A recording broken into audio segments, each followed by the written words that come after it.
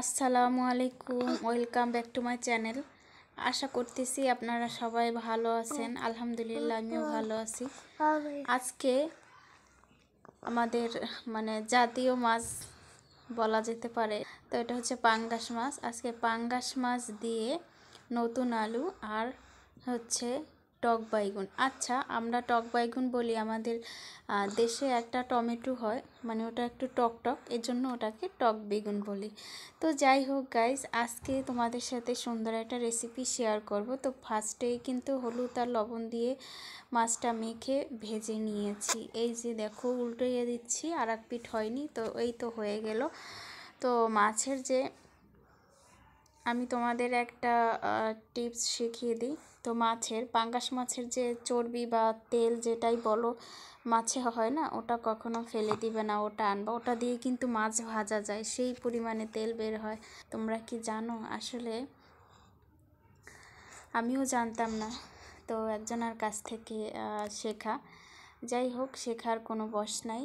তো এখানে আমি কিন্তু আদা রসুন একটু পেস্ট করে দিয়েছি, আর পেঁয়াজও দিয়েছি। আমি সব কিছুই কিন্তু পেস্ট করে দিয়েছি। তো হচ্ছে এখন একটু পানি দিয়ে নিলাম, সুন্দরভাবে কষিয়ে নেব।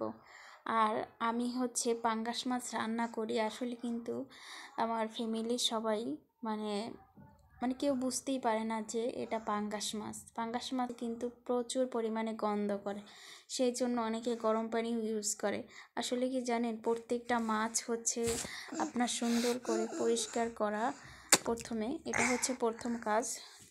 তারপরে হচ্ছে আপনার কীভাবে রান্নার প্রসেসটা আর কি অনুযায়ী আপনার মাছ থেকে গন্ধ আসবে না। আপনি যদি রান্নার প্রসেসটা ভালোভাবে করতে পারেন, তাহলে কিন্তু আপনার কখনোই কিন্তু মাছ থেকে গন্ধ আসবে না। তো যাই হোক, এই যে টমেটো, তারপর হচ্ছে আলু আমি সুন্দরভাবে দিয়েছি, কয়েকটা কাঁচামরিচও ছড়িয়ে দিয়েছি। তো এই যে দেখেন, আমি কিন্তু সবসময় মাছটাকে সুন্দরভাবেই মশলার সাথে মিক্স করে নিই। হ্যাঁ, যাই হোক, আমি এই যে যতটুকু পানি দিয়েছি না, অতটুকু দিয়ে আমি কষিয়ে নেব। তো গাইস, আমার কষানো শেষ, হচ্ছে আর ঢাকনা দিয়ে ঢেকে দিব না। তো এখন আমার পরিমাণ মতো আমি ঝোল দিয়ে নেব। আর মাছে এই পরিমাণ আপনারা ঝোল দিবেন যাতে করে মাছটা একদম ডুবে থাকে। তো এই পরিমাণে সবসময় ঝোল দেওয়ার চেষ্টা করবেন। আমার টিপসগুলো ফলো করে রান্না করলে অবশ্যই কিন্তু মাছটা মাছ হোক বা সবজি, মাছের সাথে যে সবজি রান্না করি, এই যে আজকেও দেখতে পাচ্ছেন সবজি। এখন শীতকালীন সময়, আর হচ্ছে আমরা মানুষ বেশি, 4 জন আমার ছেলেকে নিয়ে, তো এখন একটু বেশি বেশি করে সবজি রান্না করতে হয়। তো যাই হোক, তো এখন আমি কিন্তু পরিমাণ মতো পানি দিয়ে নিচ্ছি।